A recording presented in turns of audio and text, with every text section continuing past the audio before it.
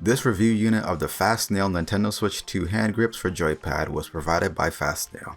In the first part of recording this, I found that my microphone track in OBS was set to track 2. Except it was only recording track 1 in my Nintendo Switch 2, which was in sleep mode. Thankfully, I had a backup recording of my mic going, so you'll hear differences in audio quality and recording instances throughout this review, of which will be notified on screen like this, and then calling back to the past with the phrase previous self. Anywho, good afternoon, Source Gamers. I'm Phantom Z2, and welcome to my first physical hardware and peripheral review of the FastSnail Nintendo Switch 2 hand grips for Joypad. As many have vocalized, myself included, since the Nintendo Switch's launch in 2017, playing with the Joy-Con in the sideways position can be a bit uncomfortable. While its versatility is very much appreciated and works well for younger people or those with smaller hands, for me it can be a bit of a mixed bag. That weird experience isn't just due to its size, but also texture, as I'll let my past self explain.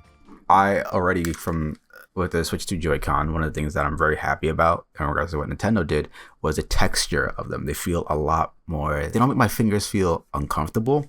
So for instance, to give a comparison of what I mean, with the regular Joy-Con, the Joy-Con 1 or Joy-Con, they have a not slippery, completely slippery, but just enough of like a little slipperiness to their texture that it makes me feel really uncomfortable holding them, so that if my nail brushes upon it a certain way, it gives me like a very icky feeling. Something that smooth, there's not enough like there's not a grip texture wise that makes it feel secure within my fingers. Whereas for Joy-Con 2, I feel that the texture of the Joy-Con 2 has that kind of grip that my nails kind of like, oh yeah, when I scratch it against it, I don't feel anything from it. It just feels like, oh, my fingers just touched it still. It feels a lot better. And, given the whole size comparison thing, this is a bit, small. I've used a Joy-Con sideways like this to play some fighting games on the train and stuff and such, and it kind of just feels way too tight for certain things. Like if I'm playing Third Strike on the Anniversary Collection, and I think the buttons here are just way too close, that it kind of feels like I could easily accidentally miss input. And then here, the way that my not my elbows, but like the knuckles of my my index finger kind of go up in that way, it feels like it feels uncomfortable basically. Whereas here,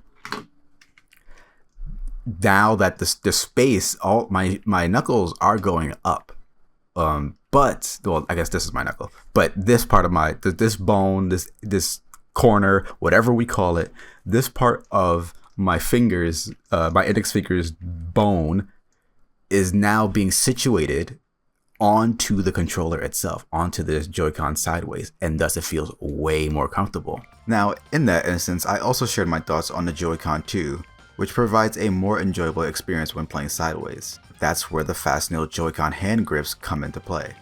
Can the sideways Joy-Con experience for both Joy-Con 2 and Joy-Con be improved?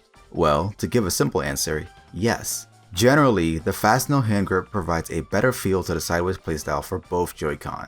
This primarily stems from the peripheral's form, providing my hands with grips that allow them to be further apart and thus not feel as tight when pressing buttons on the Joy-Con 1, and generally provides for finger positioning similar to that of other controllers. Additionally, since the entire Joy-Con is placed within the grip itself, it also prevents that uncomfortable feeling that always sat in the back of my mind, my palm clicking on the R and ZR buttons on the Joy-Con's turn side that do nothing. Now there's a smooth, consistent gameplay experience without any sort of additional button feedback that it doesn't really affect anything. Overall, the fast hand grips succeeded in their goal of making the sideways play experience with Joy-Con 1 enjoyable and a bit better for Joy-Con 2. However, there are some aspects I consider design oversights, as well as other specific elements that can make the experience unintentionally uncomfortable. For starters, the SL and SR buttons feel bigger than they need to be, specifically because they're too far from the grip's form. Their height, that distance, creates a gap that is a bit hard to explain, but I will try my darndest to do so. First, I'll let my previous self explain from within the moment. I think because of the fact that when you're usually using the even though these are not analog controllers, the Joy-Con, there is a kind of give that I feel that when I'm pressing when I'm pressing really hard to drift in, not necessarily that I need to, but that is a physical connect that I'm getting with the controller. So when I drift in this game, well, not when I drift in this game, but when I'm drifting while using this, I don't feel that same connection, which kind of makes it seem like, oh, am I actually drifting as much as I want it to be? Even though how much you're drifting is based upon this part, not this part. You just have to press it to drift, then you control. Now, what I meant was that when pressing down on the shoulders or trigger buttons on any controller, most modern controllers since the DualShock, I can feel that the button can't be pressed further. Trying to do a soft press on most controllers that I have experience with, save for the DualShock 4 and DualSense, will trigger a full press and nothing less. Additionally, the audible click along with the controller touching my finger provides the feedback that I've pressed it or that I'm still holding it. That is not something that I feel with the FastSnail Joy-Con hand grip. There is a click when using the Joy-Con 2, but beyond it, the shoulder buttons can still be pressed further. When using a Joy-Con, the click sound is subdued, so I don't get the feedback that I successfully clicked as much, thus causing a response to press down further. While pressing down hard on the shoulders or triggers when playing Mario Kart World is something I normally do, it's out of emotional intensity, not because I'm unsure of my own right inputs. This shoulder button size issue arises in another way. Pushing the trigger further than necessary also means there is a change in the expected timing of when I can input again. The further pushed in, the longer it takes to return to a fully neutral state. Thus, I could be pressing the trigger again while it is in the midway position, slightly pushed in, but not necessarily triggering a button on the Joy-Con itself. I had to test with and without the grip to see if my intended number of inputs was being counted. And while they were, it always felt as if I was missing the final input in consecutive shoulder button presses when using the grip. In the case of Mario Kart World, I felt as if I ran into that issue quite consistently when performing tricks, whereas in a fighting game such as XXX and Core Plus R, I didn't, but I could potentially see it occurring if a player's string or combo frequently saw them using the shoulder buttons. As my past self mentioned earlier, the texture of the original Joy-Con feels really weird against my fingers. Since the grip encases much of the back of the Joy-Con, it greatly combats that issue.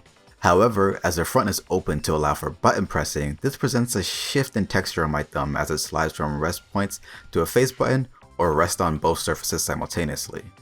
Whereas with the Joy-Con 2, I feel that the textures of the two surfaces are close enough that such an odd feeling isn't present. Finally, to touch on one last critique. As shown in my footage, the Joy-Con 1 fits into these Joy-Con 2 size grips using these custom black rails, and they even come with an insertable drawstring serving as an extra wrist strap as well. But what's important about the rail is that a piece of the plastic frame extends over the SL and SR buttons of the Joy-Con, thus allowing for them to be pressed when you push the grip's large SL and SR buttons. However, there is an oversight that comes into play for multiplayer Joy-Con 1 users, as I'll let my past self explain. In regards to player count now for Nintendo Switch 2, you can see your player count here, which is already great. Here, you can't see your player count because that's on this side. And that light, you can see that there is a light there, but you can only say that it's player 1. Whereas in reality, if I take it out, it's actually player 2. And that's a bit of an oversight. So if they were to redesign this or make a different version of this, that would have to be a big, not big, but it would still need something that needs to be fixed. Because say, for instance, if you're playing with multiple people now, you're gonna have to kind of figure out with a little bit of testing within the game itself, which isn't gonna take too much of your time. Like if you're playing Smash Brothers and you have 8 players connected, if each person happened to have one of these, now the only way that they're really gonna be able to see who they are, or at least let's say in a 4-player instance, the only way they're gonna be able to see which player they are is by then moving on the screen, because they can't see it here and they can't see it up here. It's not, well, they could see it here actually. The 4th player could be able to see the 4th light maybe, but the 3rd player would not be able to see, and the 2nd player would not be able to see, and that's going to be an issue. Of the issues I've listed with the FastSnail Nintendo Switch 2 Joy-Con grip, most are only of concern when utilizing the original Joy-Con. The only one that affects both it and the Joy-Con 2 is the grip's ginormous shoulder buttons, which are a design element that some players could adjust to or might not find an issue with at all, but I definitely did. Thus, if you're looking for a way to have the Joy-Con 2 sit better in your palms during handheld play, then the FastSnail hand grips for Nintendo Switch are decent in providing that, and you should give them a purchase. Despite the Joy-Con 2's already improved size, which allows for more comfortable play, the best addition the grip provides is more surface for our palms to rest on during more intensive play, such as with fighting games. On the flip side, despite the original Joy-Con being compatible as a bonus, the concept seems to fit them much better, given that utilizing them sideways is normally far more uncomfortable. However, my experience using these grips on them brought up interaction with design elements that don't make them bad to use, but noticeably awkward. So if you were looking to use these grips with the original Joy-Con, well, it'll still work, but the utility with it just presents some oddities to be aware of. Thank you once again to FastSnail for providing us with a review unit of their Nintendo Switch 2 hand grips for the Joy-Con 2, and also Joy-Con 1. An Amazon link to purchase them will be available in the description below. Do you often encounter issues when playing sideways with the Joy-Con 2? Let us know down in the comments below, like the video, and subscribe so you can always return to the source.